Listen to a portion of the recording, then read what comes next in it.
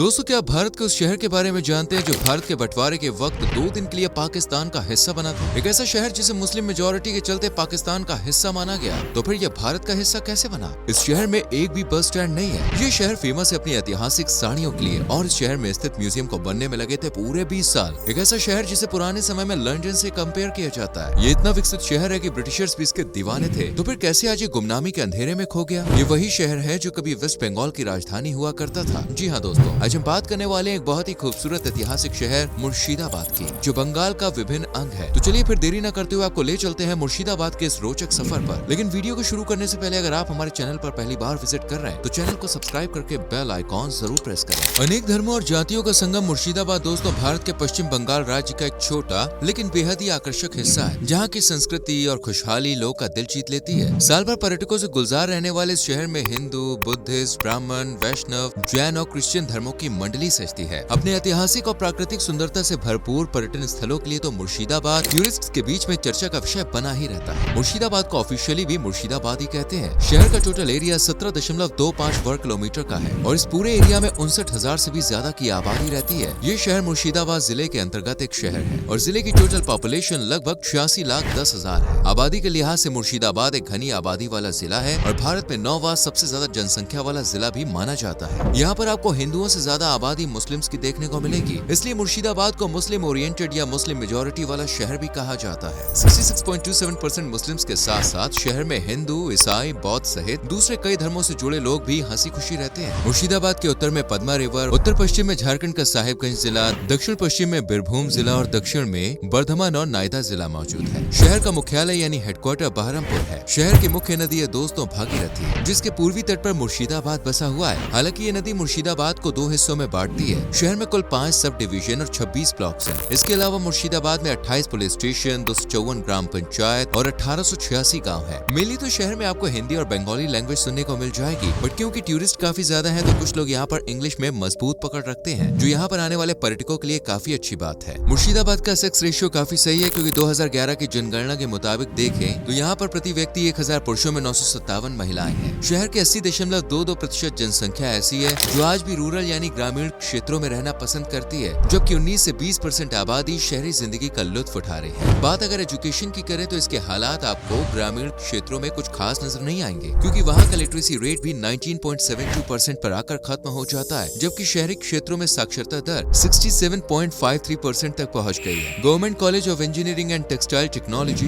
Domkal girls college जैसे तमाम college है जो एजुकेशन के मामले में न सिर्फ मुर्शिदाबाद में बल्कि पूरे पश्चिम बंगाल में फेमस है। इसके अलावा मुर्शिदाबाद मेडिकल कॉलेज और the Murshidabad centre of Aligarh Muslim university को भी भूला नहीं जा सकता, जहां स्टूडेंट्स बड़ी संख्या में पढ़ाई करने के लिए पहुंचते हैं। मुर्शिदाबाद सेंटर में दूसरे राज्य और दूसरे शहरों से भी स्टूडेंट्स पढ़ने के लिए पहुंचते हैं। दोस्तों, अगर आप मुर्शिदाबाद के इतिहास को खंगालते हैं तो आपको हैरानी हो सकती है, क्योंकि एक जमाने में मुर्शिदाबाद इतना विकसित, इतना डेवलप्ड और वेल सेटल्ड हुआ करता था कि इसका कंपैरिजन लंदन से किया जाता था। जी हाँ, लंदन। कहते हैं कि प्राचीन समय में मुर्शिदाबाद गौड़ा और वांगा साम्राज्य का हिस्सा हुआ करता था। बाद में यहाँ पर मुगलों ने दस्तक दी। उस रोज मुर्शिदाबाद को मकसूदाबाद के नाम से जाना जाता था। ऐसा माना जाता है कि मकसूदाबाद को अकबर के समय में बसाया गया था। 18वीं शताब्दी में जब औरंगजेब ने बंगाल के गवर्नर को ढाका की जगह किसी और शहर को अपनी राजधानी बनाने को कहा तो गवर्नर की नजर मुर्शिदाबाद पर पड़ी और ये शहर बन गया बंगाल की नई राजधानी। ये वही दौर था जब बंगाल की राजनैतिक, आर्थिक और सांस्कृतिक एक्टिविटीज के लिए मुर्शिदाबाद सेंटर पॉइंट हुआ करता था। धीरे धीरे यहाँ पर कंपनियां आई, फिर नवाब सिराजुद्दौला आए, जिन्होंने अंग्रेजों के खिलाफ युद्ध में हार का सामना किया। आपको बता दें इसे बैटल ऑफ प्लासी के नाम से भी जाना जाता है। इसी युद्ध में नवाब साहब के हार जाने के बाद मुर्शिदाबाद पर अंग्रेजों की हुकूमत कायम हो गई और नवाबों का समय खत्म होते ही मुर्शिदाबाद में जमींदारों का दौर शुरू हो गया और ये शहर कामयाबी से गुमनामी के अंधेरे में गुम होता चला गया। और फिर एक समय ऐसा भी आया जब बंगाल की राजधानी मुर्शिदाबाद से हटाकर कोलकाता को बना दिया गया। आज भले मुर्शिदाबाद की उतनी पहचान नहीं है, लेकिन यहाँ के लोग को आप कभी भूल नहीं पाएंगे। ये बड़े ही काइंड हार्टेड होते हैं और टाइम आने पर काफी बहादुर भी होते हैं। चलिए अब आपको मुर्शिदाबाद से जुड़ी सबसे अमेजिंग बात बताते हैं, जिसे सुनकर आपके होश उड़ जाएंगे। दरअसल ये बात है 1947 की, जब हमारे देश के 2 टुकड़े हो गए थे, यानी कि हिंदुस्तान और पाकिस्तान। उस रोज बंटवारे में मुर्शिदाबाद पाकिस्तान के हिस्से में चला गया और पूरे 2 दिन तक वो पाकिस्तान का ही हिस्सा बना रहा। लेकिन जैसे ही रेड क्लिफ लाइन खींची गई, वैसे ही पूरे 2 दिन बाद मुर्शिदाबाद हमारे भारत का अभिन्न अंग बन गया। वैसे ऐसा इसलिए हुआ था क्योंकि मुर्शिदाबाद उस रोज भी मुस्लिम बहुसंख्यक शहर था। दोस्तों, मुर्शिदाबाद की जान या कहिए पहचान है हजारद्वारी महल, जो न सिर्फ मुर्शिदाबाद बल्कि बंगाल और पूरे भारत में में सबसे खास महलों में गिना जाता है। इस किले की वास्तुकला देखकर आप भी बिल्कुल दंग रह जाएंगे। ये किला जितना बाहर से खूबसूरत है ना, उतना ही अंदर से कमाल का है। किले का निर्माण 18वीं शताब्दी में करवाया गया था, जिसे बनवाने का क्रेडिट नवाब नाजिम हुमायूं जहां को जाता है, क्योंकि उन्हीं के शासन काल में इस महल की नींव रखी गई थी। मुर्शिदाबाद की सैर करने वाले लोग इस किले में आना बिल्कुल भी मिस नहीं करते हैं। उम्मीद है आप भी नहीं करेंगे। वैसे फ्रेंड्स, इसी महल के नाम से एक मेला भी पश्चिम बंगाल में बड़ा फेमस है, जिसे हजारद्वारी मेला कहा जाता है। मेले का आयोजन राज्य पर्यटन विभाग और मुर्शिदाबाद जिला प्रशासन द्वारा मिल बांट के किया जाता है, और ये पूरा मेला महल के अंदर ही ऑर्गेनाइज किया जाता है। इस दौरान महल के दक्षिणी किनारे पर हैंडीक्राफ्ट्स के स्टॉल्स लगते हैं। मुर्शिदाबाद हैंडीक्राफ्ट्स के मामले में काफी सही है बॉस। मतलब यहाँ पे आपको लोगों के हाथों से डिजाइन किए गए कपड़ों से लेकर बर्तन, फर्नीचर, टॉयज वगैरह ऑलमोस्ट हर आर्टिफिशियल और दूसरी यूजफुल चीजें मिल जाएंगी, जो प्योर हैंडमेड होती है। हजारद्वारी मेला के साथ साथ ईद का जोश अलग ही लेवल पर यहाँ देखने को मिलता है। इस दिन पूरा शहर अलग ही खुशी में डूब जाता है, जबकि यहाँ मुहर्रम, न्यू ईयर, क्रिसमस जैसे अन्य त्योहारों को भी काफी जोशीले अंदाज में सेलिब्रेट किया जाता है। मुर्शिदाबाद में सांस्कृतिक कार्यक्रमों का आयोजन होता रहता है। साथ ही यहाँ के लोगों को स्लो म्यूजिक काफी पसंद आता है। शहर में लगभग सभी लोग आपको किसी न किसी रोजगार से जुड़े हुए नजर आ जाएंगे, फिर चाहे वो प्राइवेट हो या गवर्नमेंट। सर्विस सेक्टर भी मुर्शिदाबाद में जड़ें मजबूत कर रहा है। वहाँ खेती आज भी कई लोगों का जरिया बनी हुई है। हैंडीक्राफ्ट भी ज्यादातर लोग को पैसे भेज देता है, तो वहीं छोटे बड़े उद्योग मुर्शिदाबाद की जीडीपी में जान फूंकने का काम करते हैं। कुल मिलाकर ये शहर कल भी बेस्ट था